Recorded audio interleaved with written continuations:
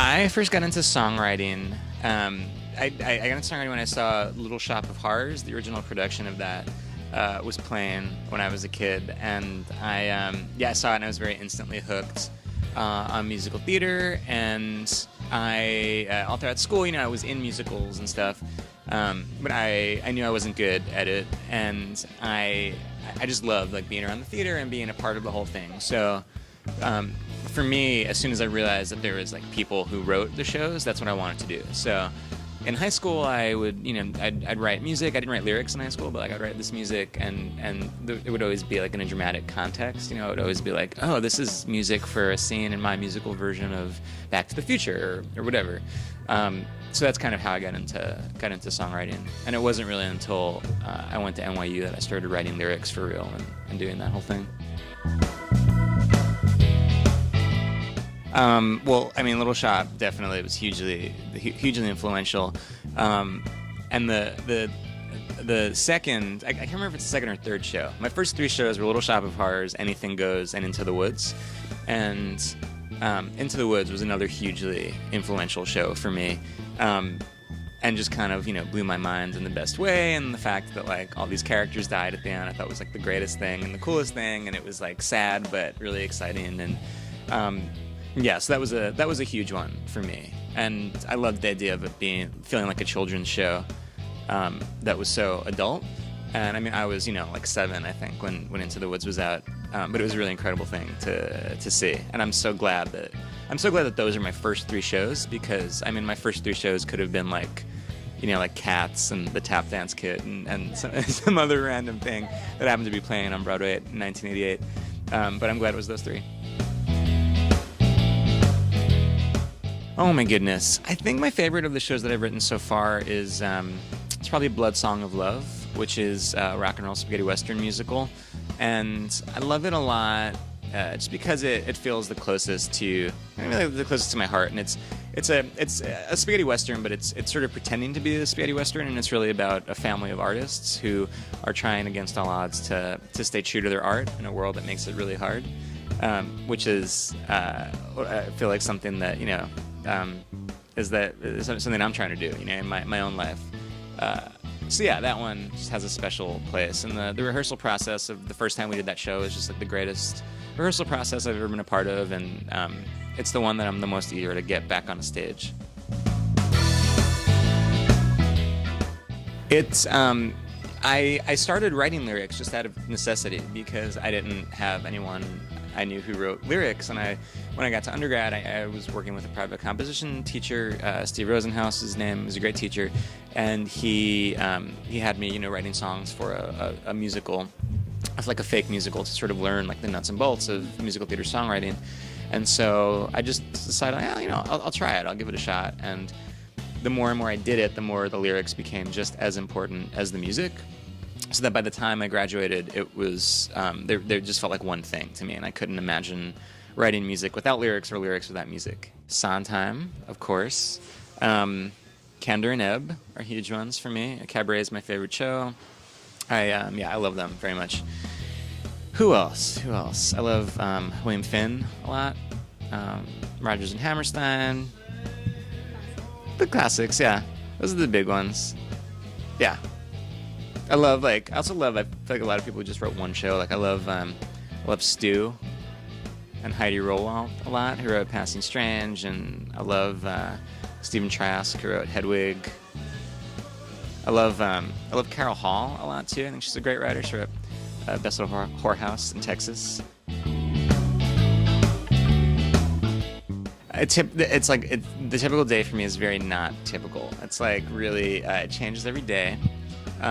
It kind of depends if I'm working on a show or not, if I'm in rehearsal or not, but I usually get up pretty early. I'm like a very late to bed, early to rise type of guy, so I usually get up early and I write a whole bunch or send a lot of emails or go to rehearsal. It's kind of hard to peg down. And even when I write, I'm sort of all over the place. It's not the kind of thing where I have like a set time of day that I write. Like sometimes I'll write like from early in the morning to late at night. Sometimes I'll write like a little bit in the afternoon, never again. It kind of depends when and where inspiration is striking. Sometimes it's at Sardi's. just where we are right now.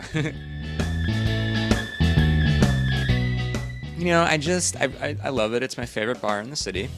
And I've always been really into it. It's in Muppets Take Manhattan, which is one of my favorite movies. And so I feel like from a very young age, I was just like, it was part of my genetic makeup. Like I was predisposed to really love Sardi's.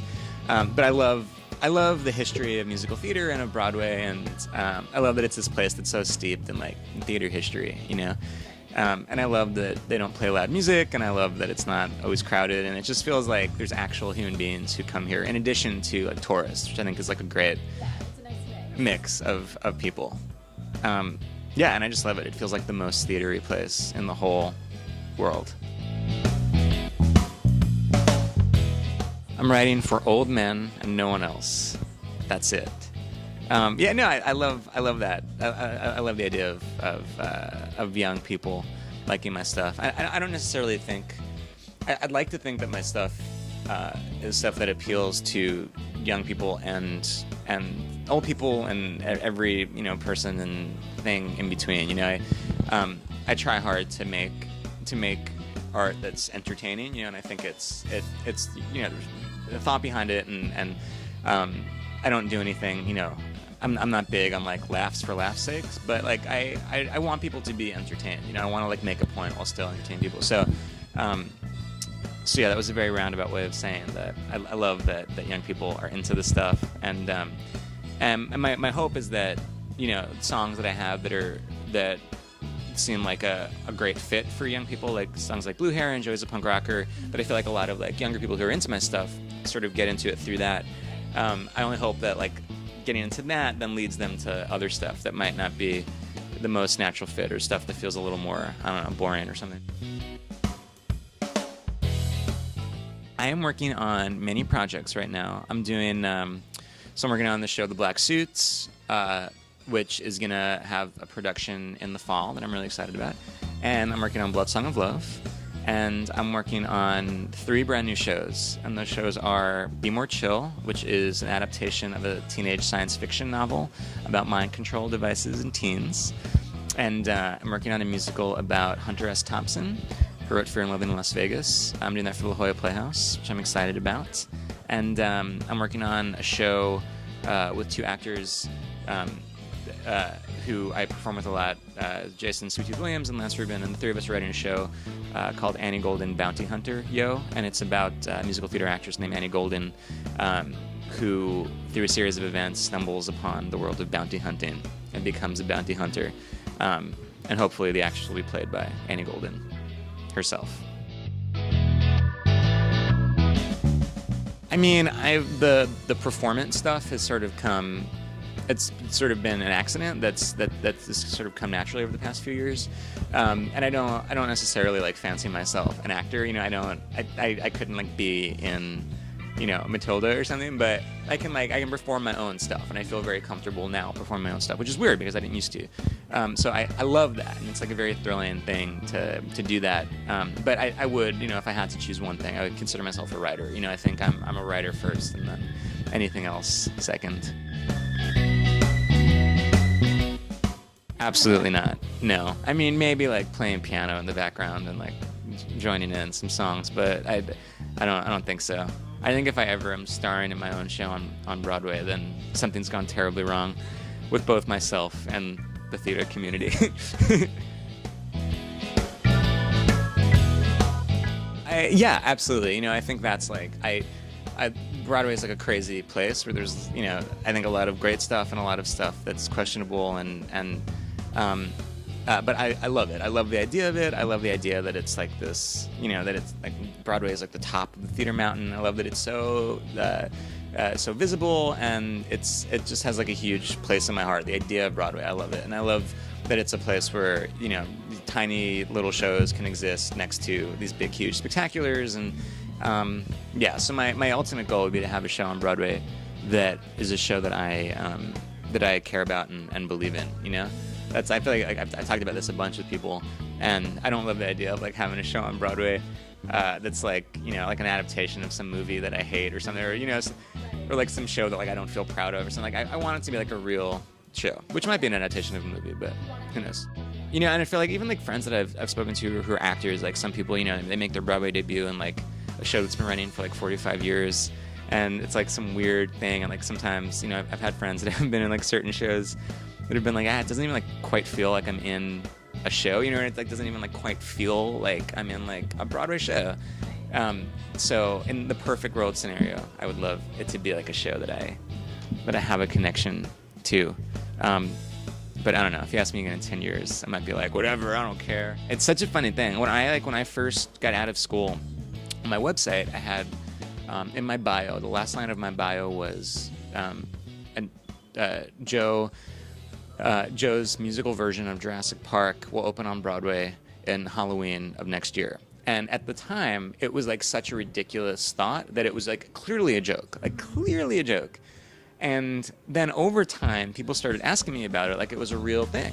And then I did a performance like at my high school, and like the band teacher like said it, like, and he was like, oh, and Joe's musical version of Jurassic Park, and everyone clapped. And I was just like, oh my God, this is like, the world has changed like so much in a few years that the idea of a Jurassic Park musical is no longer an obvious joke. And it's cool, you know. I love actors a lot. I love great actors, and I'm really proud to feel like I've only worked with people who I've responded to as actors, you know. And it's I never work with someone because I think that they're gonna like sell some tickets or like, you know, or you know, get more YouTube hits. It's like I'm working with people who I like as actors. So specifically in the case of those two, like I knew Krysta from years and years and years ago. And she was in like one of the first readings of The Black Suits, which I did, and so I've known her before. And John Gallagher Jr. was just an actor who I'd seen Spring Awakening off Broadway, and I was just like blown away by his performance. And you know, I like wrote him a letter, and like we communicated, and sort of met him through that. But it's amazing because they're amazing actors, you know, and it's the kind of thing where it's exciting to think that other people recognize that, and that they, you know, get to like, you know, do their art in front of like a huge number of people.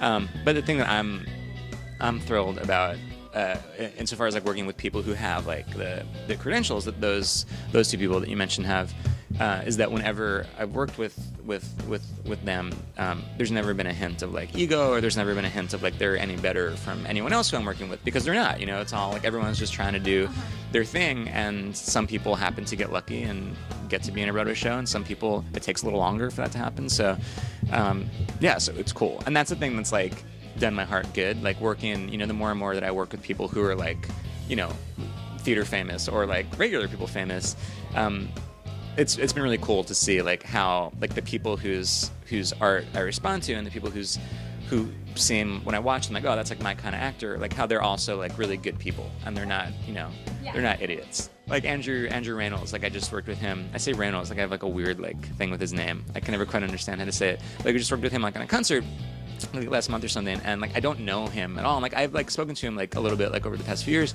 Like I don't know him, but I just always thought it was awesome, and I love the idea of him singing this particular song that he sang.